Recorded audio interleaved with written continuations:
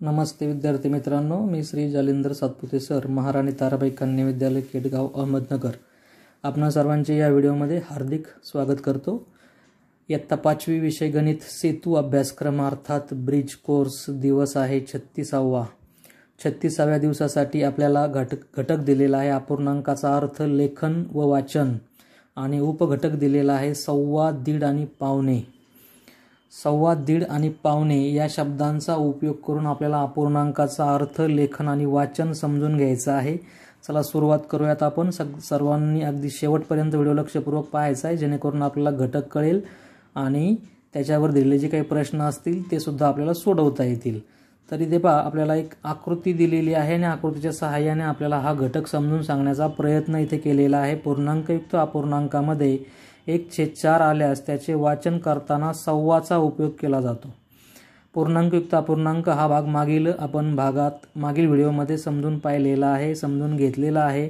आणि मग त्या पूर्णांकयुक्त अपूर्णांकामध्ये जर 1/4 जोडून आला असेल पुढे अपूर्ण भागामध्ये, तर त्या 1/4 साठी आपल्याला सव्वा या शब्दाचा वापर करायचा आहे. 1/4 साठी सव्वा शब्द वापरायचा आहे.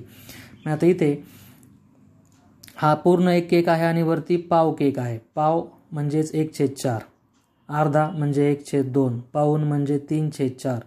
हे याच्या किमती आहेत, या आपण नीट ध्यानात ठेवायच्यात. तर पूर्ण भाग किती? 1. अपूर्ण भाग किती? 1/4. म्हणजे हा जो अपूर्ण भाग दिसतोय ना, याला 1/4 असं म्हणायचंय, कारण हा पाव भाग आहे. पावची किंमत 1/4 होते. पूर्णांकयुक्त अपूर्णांक याचा बनला 1 हा पूर्ण आणि हा जो आहे तो तुमचा 1/4. एकमेकाला खेटून त्याची किंमत झाली 1.1/4. 1.1/4 हे त्याचं वाचन झालं. आणि मग याला दुसऱ्या भाषेमध्ये आपण सव्वा असं पण म्हणू शकतो. जेव्हा एक पूर्ण आणि वरती पाव भाग असेल तेव्हा त्याला सव्वा म्हणायचंय. एक पूर्ण आणि वरती पाव भाग असेल त्याला आपल्याला सव्वा असं म्हणता येईल. म्हणजे इथे तुम्हाला मी दाखवतो, पाव, एक पूर्ण अधिक पाव. एक पूर्ण अधिक पाव भाग ज्यावेळेस असतो तेव्हा त्याला आपल्याला सव्वा असं म्हणायचंय. पाव म्हणजे 1/4. सव्वा हा शब्द ज्यावेळेस आपल्याला वापरायचा आहे. आता हा इथे एकच आहे म्हणून सव्वा एक असं नाही म्हणायचं, फक्त सव्वाच म्हणायचं आपल्याला. सव्वा एक असं न म्हणता फक्त त्याला सव्वा असं म्हणतात. इथे पहा, आता 2 पूर्ण भाग आहेत आणि वरती पाव भाग आहे. म्हणजे इथे तुमचे 2 पूर्ण आहेत आणि त्याच्यात अधिक आपल्याला पाव भाग त्यांनी मिसळवलेला आहे. म्हणजेच हे 2 पूर्ण आणि वरती 1/4 म्हणजेच पावची किंमत 1/4. आपला अपूर्णांक तयार झाला आहे 2.1/4. वाचन त्याचं 2.1/4. 1/4 ज्यावेळेस असेल त्यावेळेस सव्वा म्हणायचं आहे. किती सव्वा? तर हे तुमचे 2 पूर्ण आहेत आधी, म्हणून याला म्हणायचं आहे 2.25. तसं इथे आपण 1.25 नाही म्हटलं, बघा नीट लक्षात घ्या. इथे फक्त सव्वा म्हटलेला आहे. एक असेल तर फक्त सव्वा म्हणायचं आहे आणि एकपेक्षा जर मोठ्या संख्या असतील तर मग मात्र त्या संख्येचा त्या ठिकाणी आपल्याला उल्लेख करायचा आहे. इथे पहा, 1, 2, 3 पूर्ण भाग आहेत आणि वरती पाव भाग आहे. 3 पूर्ण आणि पाव असं म्हणता येईल तुम्हाला इथे. म्हणजे 3.1/4 असा पूर्णांकयुक्त अपूर्णांक मिळाला आहे. 3.1/4. त्याचं वाचन 3.25 असं करणार आपण. 3 पूर्ण वरती पाव म्हणजे 3.25. 2 पूर्ण वरती पाव म्हणजे 2.25. 8 पूर्ण वरती पाव म्हणजे 8.25. तिथे आकृती नाही त्याची, पण लक्षात घ्या, ठीक आहे नाही. 12 पूर्ण वरती पाव भाग म्हणजे 12.25, ठीक आहे नाही. 20 पूर्ण वरती पाव भाग म्हणजे 20.25, ठीक आहे नाही. म्हणजे या पद्धतीने आपल्याला या ठिकाणी सव्वा, त्यानंतर भाग जो पुढचा आपण पाहणार आहोत तो आहे 1.5, 2.5 आणि 3.5. तर इथे या अर्थाने आपण लक्षात ठेवायचं आहे की वर जर पाव भाग असेल तर सव्वा शब्द येईल. आता 1.5, 2.5 आणि 3.5 हा शब्द कधी येईल पहा, जेव्हा वरती अर्धा भाग असेल. आपला अर्धा भाग जेव्हा येईल तेव्हा त्या ठिकाणी आपल्याला 1/2 हा पूर्णांक येणार आहे. म्हणजे इथे या आकृतीमध्ये आपल्याला 1 पूर्ण आणि अर्धा आहे पहा. तसं वर आपण पाव म्हटलो तसं इथे 1 पूर्ण आहे आणि अधिक तुमचा अर्धा भाग आहे. आणि मग अर्धा भाग असल्यामुळे तुम्हाला 1/2 मिळवायचे. म्हणजे 1.1/2 त्याचं वाचन याला दीड म्हणायचंय. दीड, 1.5 नाही म्हणायचं. काय म्हणायचंय? दीड. आणि मग एकपेक्षा मोठ्या संख्या असतील तर त्यासाठी आपल्याला साडे शब्द वापरायचा आहे. जसं इथं आहे पहा 1 आणि 2 म्हणजे 2 पूर्ण आहेत तुमचे आणि त्यामध्ये तुम्हाला अर्धा भाग मिळवायचा आहे. 2 पूर्ण भाग अधिक अर्धा म्हणजेच 2.1/2 आणि मग याचं वाचन करताना त्या ठिकाणी आपल्याला अडीच असं म्हटलेलं आहे. अडीच साठी 2.1/2 साठी अडीच हा शब्द प्रयोग आपल्याला करायचा आहे. आणि मग 2 पेक्षा जर मोठ्या संख्या असतील तर त्यासाठी साडे शब्द आपल्याला वापरायचा आहे. पहा इथे 1 2 3 भाग आहेत आणि वरती अर्धा आहे. 3 भाग आणि वरती अर्धा म्हणजे पूर्णांक अपूर्णांक तयार झाला 3.1/2. त्याचं वाचन 3.1/2. आधी 3 म्हणायचे त्यानंतर शब्द वापरायचा आहे पूर्णांक कारण ते पूर्ण आहेत म्हणून 3.1/2 यालाच म्हणायचं आहे 3.5. जेव्हा वरती अर्धा भाग येईल तेव्हा त्याला म्हणायचं आहे 3.5. 4 आणि अर्धा 4.5. 8 आणि अर्धा 8.5. 12 आणि अर्धा 12.5. म्हणजे याप्रमाणे आपण हे शब्द प्रयोग वापरायचे आहेत व्यवहारामध्ये. इथे पहा खाली 1 2 3 4 भाग पूर्ण आहेत वरती अर्धा भाग आहे त्यामुळे 4.1/2 असा अपूर्णांक लिहिला इथे 4.1/2. त्याचं वाचन केले 2 प्रकारे. हे झालं तुमचं रीतसर वाचन आणि हे झालं तुमचं 4.5. हे वेगळ्या पद्धतीने आपल्याला वाचन करता येईल म्हणजे 4.1/2लाच आपल्याला 4.5 असंही म्हणता येईल. 3.1/2 यालाच आपल्याला 3.5 असं म्हणता येईल. 8.1/2 याला आपल्याला 8.5 असं म्हणता येईल. तर या रीतीने आपल्याला आता पाऊणचा उपयोग कसा आहे तोही समजून घ्यायचा आहे. तर इथे अपूर्णांक दाखवलेले आहेत आपल्याला आकृत्यांसहित त्यामुळे समजायला सोपं जातं आहे. पहा 2.25 3.5 4.5. तर इथे पावणे हा शब्द कधी वापरणार तुम्ही तर जेव्हा वरती पाऊण भाग असेल. पाऊण सोपं लक्षात पाऊण भाग असेल ना वरती तेव्हा पावणे शब्द येईल.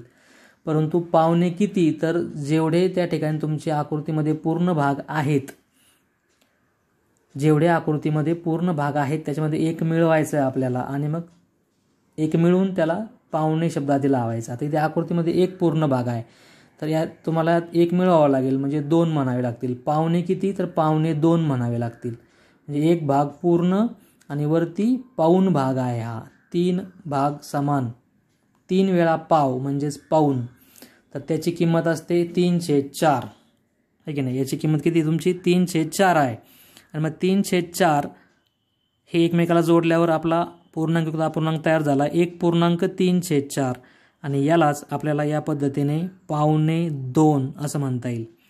2.25 म्हटलेलं आहे पहा 2.1 नाही म्हटलेलं. इथे एक पूर्ण भाग आहे परंतु आपल्याला 2ला खेटायला तो गेलेला असल्यामुळे पुढची संख्या या ठिकाणी आपल्याला वापरायची हे लक्षात घ्या.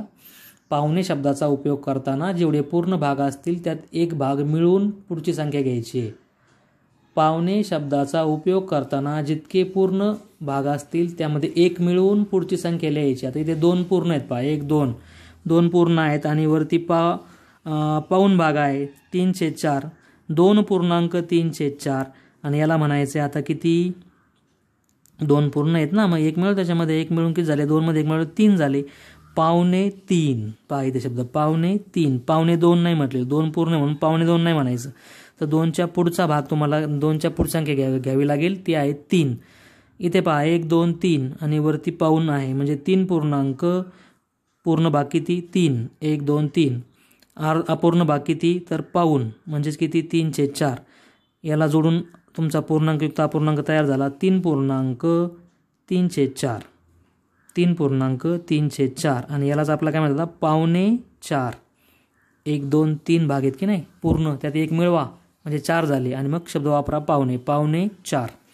तर अशा पद्धतीने पावणे शब्दाचा वापर करून आपल्याला पूर्णांकयुक्त अपूर्णांकाचं वाचन आणि लेखनसुद्धा करता येतं. ते आपण या ठिकाणी समजून घेतलेलं आहे. याच्यावर आपल्याला प्रश्न दिलेला आहे थोडी उजळणी असं म्हटलेलं आहे पहा त्यांनी. अपूर्णांकाचे लेखन आणि अपूर्णांकाचे वाचन. तर इथे पहिला आहे पहा 4.1/2 याला 4.5 असं म्हणायचं कारण वरती अर्धा भाग आहे 1/2.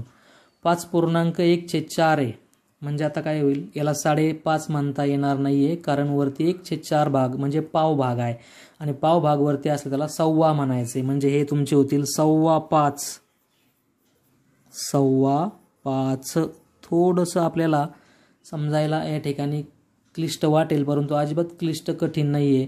फक्त याच्या किमती लक्षात ठेवा. 1/4ची किंमत पाव भाग आहे, 1/2ची किंमत अर्धा भाग आहे, 3/4ची किंमत पाऊण भाग आहे. आणि मग वरती अर्धा असल्यावर काय म्हणायचं आहे, वरती पाव असल्यावर काय म्हणायचं आहे, हे आपल्याला इथे लक्षात ठेवायचं आहे.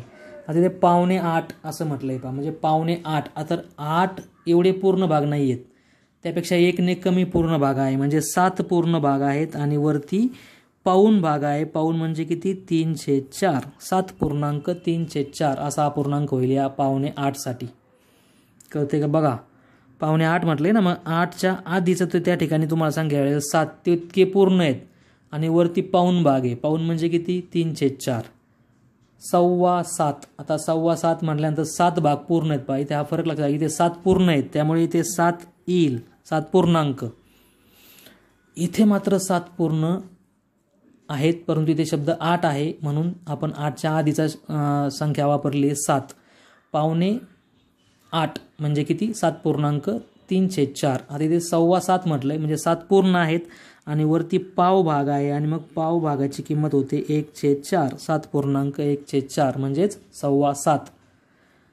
5.1/4. आता हा प्रश्न 5.3/4 म्हणजे पहा, इथे तुम्हाला 5 पूर्ण आणि वरती पाऊण भाग दिलेला आहे. 3/4चा अर्थ पाऊण होतो, म्हणजे आता इथे आपल्याला पावणे शब्द वापरावा लागेल, कारण पाऊण भाग दिलेला आहे. मग आता पावणे म्हणतो मी, पण पावणे किती, 5.25 का, 5.25 तर चुकलं उत्तर. 5.25 नाही, तर 5 मध्ये 1 मिळवा, किती, 6. आणि मग ते इथे लिहा, 5.6. 5.6. पावणे शब्दाचा शब्दप्रयोग करत असताना जितका पूर्ण भाग असेल त्यामध्ये 1 मिळवायचा आहे आणि मग तयार होणारी संख्या पुढे त्याच्या लिहायची आहे. हे तुमचे 5.6 अशा रीतीने आपल्याला म्हणता येईल. यानंतर आपल्याला याच्यावरच आधारित आणखी काही प्रश्न त्या ठिकाणी दिलेले आहेत, तर तेही आपण इथे सोडून पाहूयात. पहा,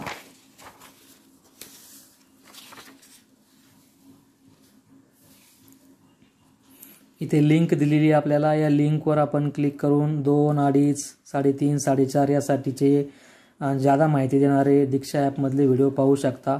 आपल्याला गरज असल्यास आपण ओरिजिनल PDF फाईल ओपन करून त्याच्यामध्ये त्या निळ्या लिंकवर क्लिक केलं की आपल्याला तिथे त्या ठिकाणी दीक्षा ॲपमध्ये जाता येतं.